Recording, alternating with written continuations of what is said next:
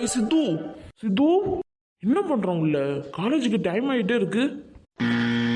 டேய் சீக்கிரம் வாடா, காலேஜ் வேற டைம் ஆயிட்டே இருக்கு. அம்மா என்ன புதுசா பாக்குற மாதிரி அப்படி பாக்குறீங்க?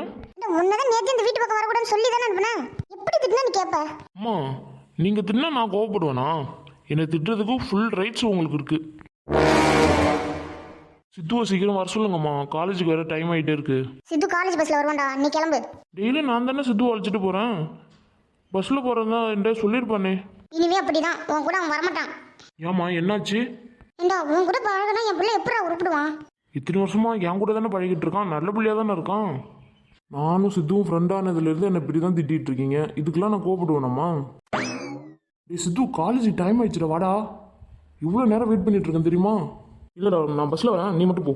அச்சன் என்னடாச்சு உனக்கு? இத்தனை வருஷமா ரெண்டு பேரும் ஒன்றா தானே போயிட்டு இருக்கோம். இப்போ என்ன நீ மட்டும் பஸ்ஸில் போகிறேன்னு சொல்கிற? பஸ்ஸில் போகிறேன்னு சொல்லியிருந்தா நான் பைக்கை வீட்டிலே விட்டு இருந்திருப்பேன்ல. அவனே பஸ்ல வரேன்னு சொல்றான், இந்த பையன் விட மாட்டாங்கறானே. டேய் அவன் தான் பஸ்ல வரேன்னு சொல்றான்ல, நீ கிளம்பு. ஒன்றும் பிரச்சனை இல்லைம்மா, பைக் இங்கே விட்டுட்டு போகிறேன், ஈவினிங்காக வந்து எடுத்துக்கிறேன். நானும் சித்து கூட பஸ்லேயே போகிறேன். வேணாண்டா நீ பைக்கில் போடா, என்னால் நீ எதுக்கு பஸ்ஸில் வரேன்னு சொல்கிற? மச்சான் நீ பஸ்ஸில் போகும்போது நான் மட்டும் எப்படி பைக்கில் போகிறது? அதெல்லாம் முடியாது, நானும் உன் கூட தான் வருவேன். பரவாயில்லடா நீ மட்டும் பைக்கில் போ. டேய் உனக்கு என்னடாச்சு? அவனுக்கு ஒன்றும் ஆகலை, இப்போதான் நல்ல புத்தி வந்திருக்கு அவனுக்கு, நீ கிளம்பு. அடியே காலேஜ் போகிற பிள்ளைங்களை நிறுத்தி வச்சுக்கிட்டு என்னடி பேசிகிட்டு இருக்க நீ?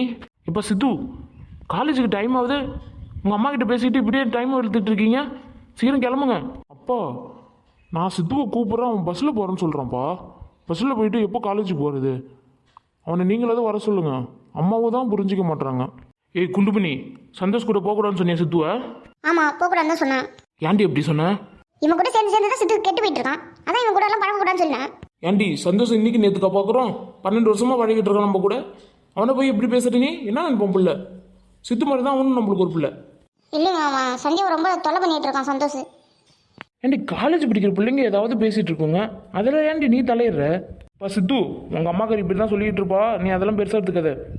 நீ சந்தோஷ் கூட காலேஜுக்கு போ. டேய் சந்தோஷ், இவ இப்படிலாம் பேசுகிறான்னு சொல்லிட்டு மனசு கஷ்டப்படுறதடா, வேணா இன்னைக்கு நேற்றுக்காக பேசுகிறா, இதெல்லாம் ஒரு பெரிய விஷயமா எடுத்துக்கா சரியா?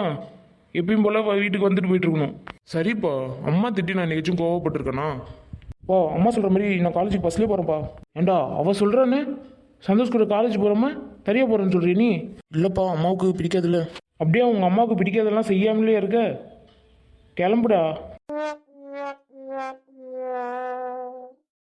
குண்டுமணி பசங்களை எதுவுமே நீ சொல்லக்கூடாது சொல்லிட்டேன். டே நீங்கள் பார்த்து காலேஜ் போயிட்டு வாங்கடா.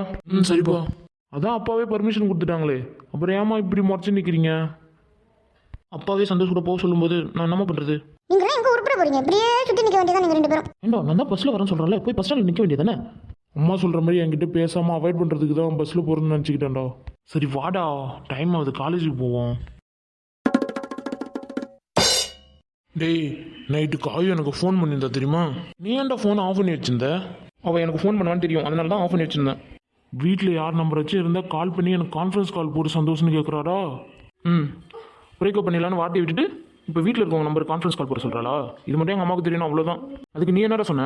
நான் எப்படா கால் பண்ணுவேன்? அவளை சமாதானம் பண்ணி கால் கட் பண்ணுறதுக்குள்ளே மணி 1 ஆகிட்டுது. அந்த பொண்ணு பாவண்டா, ஏதோ வார்த்தையை விட்டுட்டா, அதுக்காக இப்படியா பண்ணுவேன் நீ? பேசுனா பேசுடா, ஓவராக பண்ணாத மச்சான். சித்து டேய் காய் கூப்பிடுறாடா, பாருடா. டேய் எனக்கும் காது நல்லா தாண்டா கேட்குது. சாரி சித்து. ஏண்டா பேச வேண்டியதெல்லாம் பேசிட வேண்டியது, அதுக்கப்புறம் சாரி கேட்டால் எல்லாம் சரியா போயிடுமா? இனிமே அது மாதிரி நான் சொல்லவே மாட்டேன். டேய் இனிமே யாருமே சொல்ல தேவையில்லடா, அதான் நேத்தோட பிரேக்கப் ஆயிட்டு. இப்படிலாம் சொல்லாத சித்து. டேய் போ சொல்றா. சித்து பார்க்க பிடிக்கலன்னு சொல்லி தானே திரும்பி நிற்கிறேன், இது கூடவா புரிஞ்சுக்க முடியாது? போ சொல்றே இல்லையடா.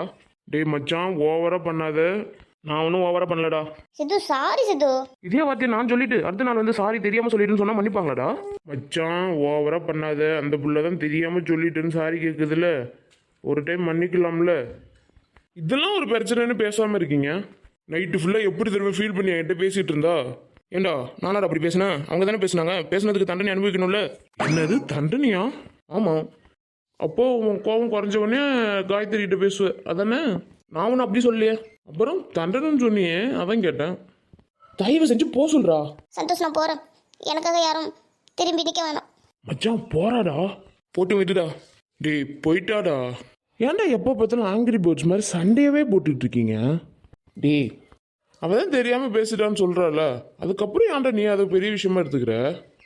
அப்போ அவள் சொன்னது பெரிய விஷயம் இல்லை, நான் கோபப்படுறதான் பெரிய விஷயம். டேய் நான் அப்படி சொல்லடா. அப்புறம் வேற எப்படி சொல்லிட்டு இருக்க நீ? தெரியாமல் சொல்லிட்டுன்னு ஃபீல் பண்ணுறா. நீ ஏன்டா அது பெரிய விஷயமா எடுத்துக்கிற? நீ இப்படிலாம் பண்ண மாட்டியே, என்னாச்சு உனக்கு இப்போ? டேய் வாட கிளாஸுக்கு போகலாம். டேய் இவன் என்னடா நம்ம எங்கே போனாலும் அங்கேயே வந்து நிற்கிறா. டேய் அவ தான் ஃபீல் பண்ணிட்டு உன்ட்ட சாரி கேட்டுக்கிட்டே இருக்கா, அதுக்காக தான் வந்து நிற்கிறா. இது கூட புரிஞ்சுக்க தெரியாமல் மடப்பையில் இருக்க. சந்தோஷ், ஏய் உன்னை தான் கூப்பிட்றா, என்னன்னு கேள்றா. ஏன் மச்சான், உன்னால் நேரடியாக பேச முடியலன்னு என்னை வச்சு நீ பேசலான்னு ஆசைப்படுறியாடா? எது வந்தாலும் நேரடியாக சொல்லு மச்சி. டேய் உன்னை கூப்பிட்றான்னு சொன்னேன், ஏன்டா இதுக்கெல்லாம் ஒரு கதை எடுக்கிற நீ? டேய் உன்னை பற்றி எனக்கு நல்லாவே தெரியும், அவள் குரல் கேட்க தானே ஆசைப்படுற. டேய் நான் தான் உன்கிட்ட சொன்னல இனிமே எதுவும் கிடையாதுன்னு, அப்படி அவ குரலை கேட்டு நான் என்ன பண்ண போறேன்? அப்போது இனிமேல் நீ காயத்ரிக்கிட்டே பேச மாட்டேன். சந்தோஷ், சொல்லு காயு. இனிமே யாரையும் நான் டிஸ்டர்ப் பண்ண மாட்டேன்னு சொல்லு சந்தோஷ். டேய் டிஸ்டர்ப் பண்ண மாட்டாளாண்டா. நேற்று நான் சொன்ன மாதிரியே பிரேக்கப் பண்ணிக்கலாம். டேய் நீ ஆசைப்பட்ட மாதிரியே பிரேக்கப் பண்ணுறதுக்கு அவனும் ஒத்துக்கிட்டாரா? இனிமே யாரையும் நான் பார்க்க மாட்டேன். டேய் இனிமே உன்னை பார்க்க மாட்டாளாண்டா.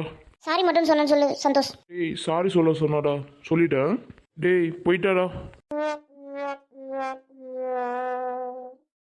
உனக்கு அவ்வளோ திமிராயிட்டுதா?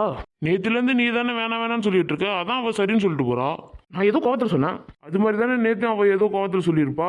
அதுக்குன்னு டேய் அவள் ஏதோ கோவத்தில் ஏதோ சொல்லிட்டா, தப்புன்னு உணர்ந்து தானே உன்கிட்ட சாரி கேட்கறதுக்கு ரொம்ப ட்ரை பண்ணிட்டு இருக்கா. நேற்று நைட்டு கூட எனக்கு கால் பண்ணி உனக்கு கால் பண்ண சொன்னான்.